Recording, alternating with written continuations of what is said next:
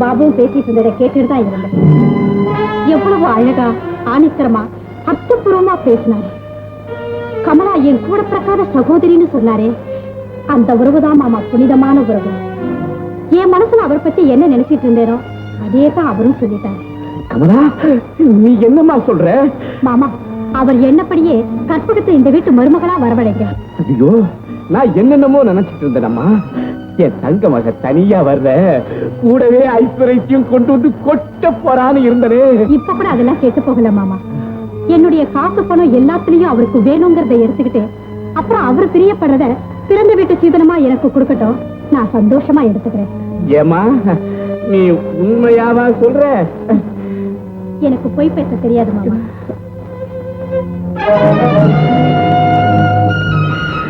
அடிக்கடி கணக்கு புள்ள சொல்லுவாரு, நம்ம போடுற கணக்கு ஒண்ணு, மேல அவன் போடுற கணக்கே வேறன்னு. அது உண்மையா போச்சு. என் தங்கச்சி மகனுக்கும் என் மகனுக்கும் கல்யாணத்துக்காக கோயில உத்தரவு கேட்க போலாம்னு நினைச்சேன். இப்போ பூசாரி மகனுக்கும் என் பையனுக்கு கோயில உத்தரவு கேட்கறதுக்காக போறேன். இந்த கல்யாணத்துக்கு அம்மா நிச்சயம் உத்தரவு கொடுத்துருவா. ஏன்னா 40 வருஷமா தனக்கு பணிவிட பண்ற பூசாரி மகளுக்கு கிடைக்கிற பெரிய வாழ்வாச்சே, இதுக்கு முட்டுக்கட்டையா போட போறா. உத்தரவு கொடுத்துருவா. என்னையா சமாச்சாரம்? எல்லாம் நல்ல சமாச்சாரமா தான் வந்திருக்கிறேன். பண்ணையாரு தான் பிள்ளைக்கு கல்யாணம் பண்ண போறாரு.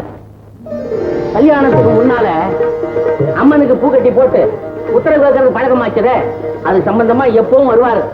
ஜாக்கிரதையாரு. இந்த வர்றேன். கணக்கு பிள்ளை பொண்ணு யாரையா?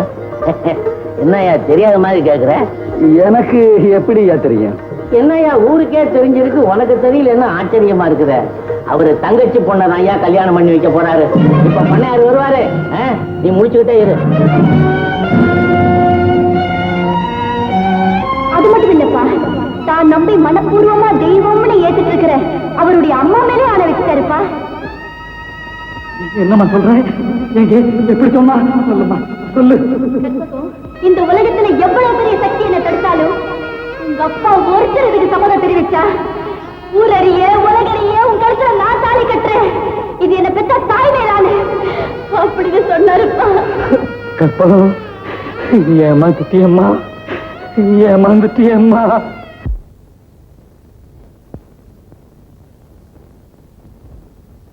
பூசாரி, பூசாரி, நம்ம வீட்டுல ஒரு நல்ல காரியம் நடக்க வேண்டி இருக்குது. அதுக்கு அம்மன் உத்தரவு வாங்கணும். 2 பட்டணம் கட்டு, உள்ள விபூதி உள்ள குங்குமம் ரெண்டையும் அம்மன் முன்னால குளிக்கு போட்டு நல்லா வேண்டிக்கிட்டு அதை உன் கையாலே அடியா. குங்குமம் வந்துடுச்சுன்னா அம்மன் சம்மதம் கிடைச்சிருச்சுன்னு அர்த்தம்.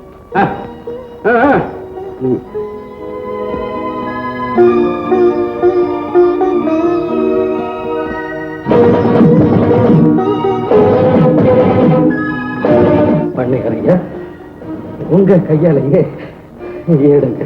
சொன்னதை செய்ய. வயசுல பெரியவனி, மேலும் இந்த நல்ல காரியம் உன்னால்தான் நடக்க வேண்டி இருக்குது. எடு, உன் கையாலேயே எடு.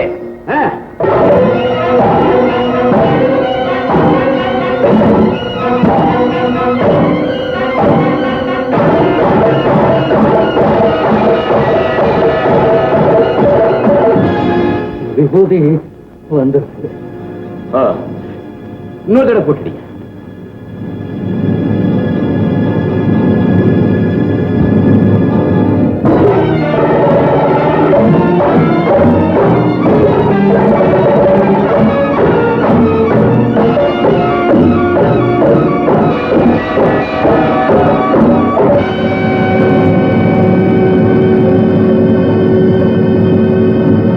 கடைசி முறையா எடுத்து பாருங்க.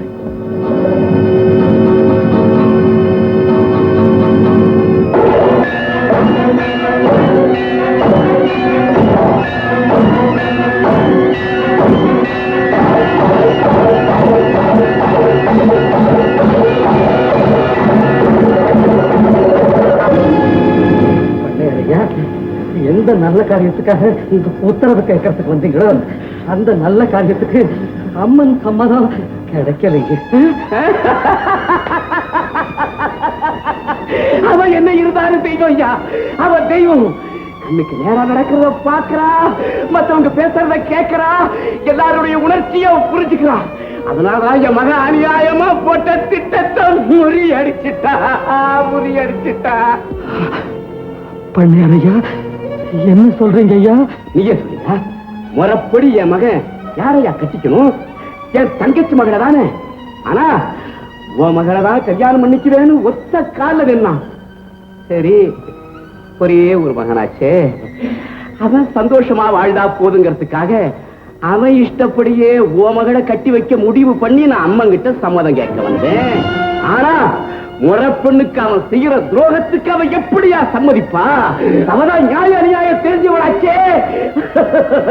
அதனாலதான் அதுக்கு ஒரு முட்டு கட்டப்பட்டா. இதாயா சரியா தீர்ப்பு? இதாயா நல்ல தீர்ப்பு? இதாயா நல்ல தீர்ப்பு?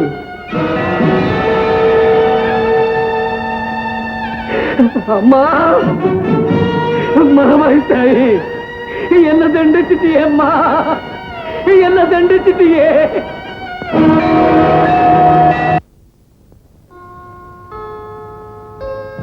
கற்பகம், கோபாலே, வா வா வா. கோபாலே, ஏன் அழற? மகமாயி என் மனசை கலங்க வச்சுட்டாம்மா. என்ன சொல்ற? தெய்வம் கல்யாணத்துக்கு உத்தரவு கொடுக்கல கற்பகம்.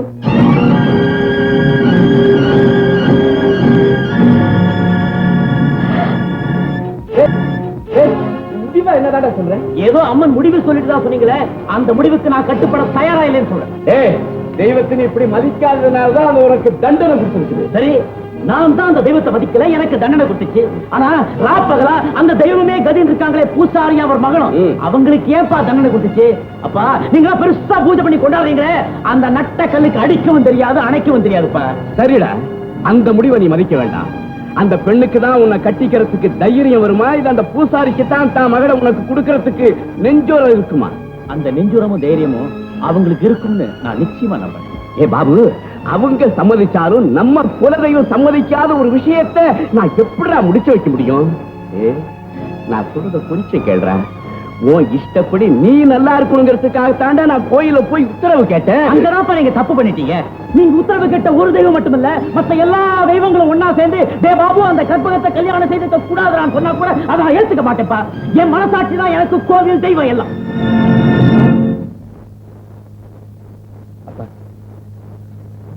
நான் முடிவை சொல்றேன். எனக்கு கல்யாணம் நடக்கும் நீங்க விரும்பினா அது அந்த கற்பகத்தோட தான். நான் சொல்ல வேண்டியது சொல்லிட்டேன். இனிமே தீர்மானம் செய்ய வேண்டியது உங்க பொண்ணு.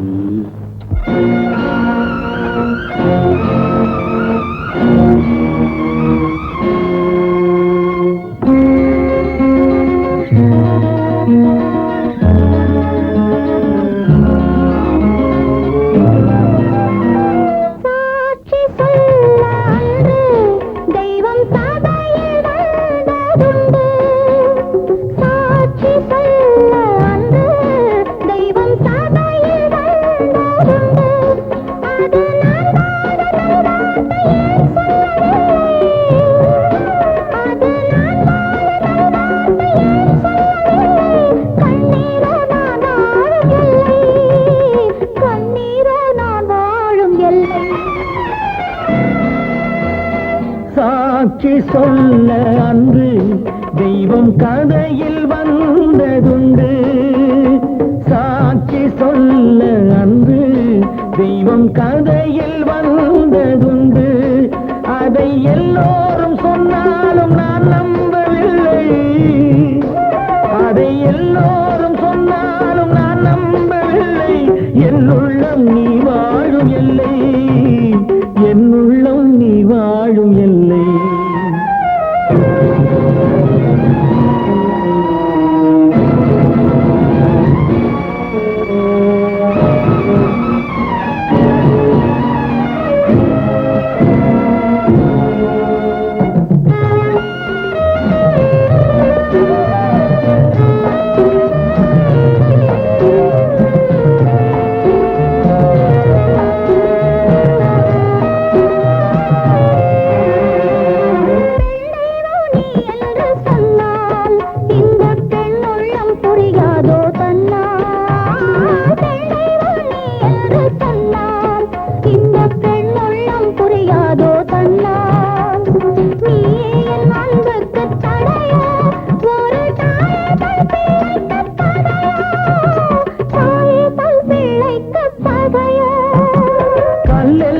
தெய்வங்கள் அல்ல உந்தன் கண்ணீரை மாற்றென்று சொல்ல கல்லெல்லாம் தெய்வங்கள் அல்ல உந்தன் கண்ணீரை மாற்றென்று சொல்ல கட்டுண்டோம் கண்ணே நாம் இன்று வரும் காலத்தில் சந்திப்போம் என்று காலத்தில் சந்திப்போம் என்று சாட்சி சொல்ல அன்று தெய்வம் கதையில் வந்ததுண்டு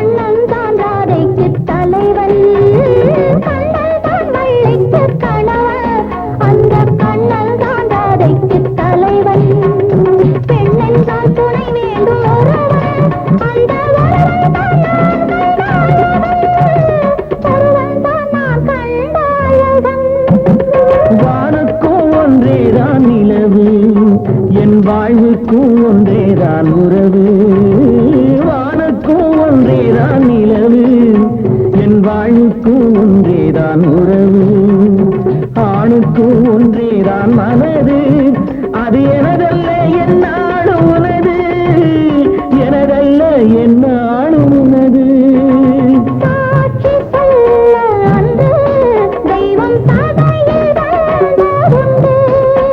அதை எல்லோரும் சொன்னாலும் நான் நம்பவில்லை என்னுள்ளம் நீ வாழும் எல்லை என்னுள்ளம் நீ வாழும் எல்லை அம்மா கற்பகம் மாமாயே ஏம்மா குளிச்சிட்டியா இப்ப பூஜை பண்ண வேண்டியது என்னப்பா கெட்டு போச்சு மெதுவா குளிச்சா போச்சு ஏம்மா அப்படி பேசுற இன்னைக்கு வெள்ளிக்கிழமையாச்சே கோவிலுக்கு போய் சுத்தம் பண்ணி கோலம் போட வேண்டாமா போதும்பா போதும் அவ கோயில் விளங்கணும்னு நான் அழகழகா கோலம் போட்டேன் ஆனா என் மனசுல போட்டு வச்சிருந்த ஒரே கோலத்தை அவ அழிச்சிட்டாப்பா அவ கழுத்து வெறும் கழுத்தா இருக்க கூடாதுன்னு என் கையால அவளுக்கு எத்தனையோ மாலை தொடுத்து போட்டேன் ஆனா என் கழுத்துல விழ வேண்டிய ஒரே மாலை அவ தடுத்துட்டாப்பா தடுத்துட்டா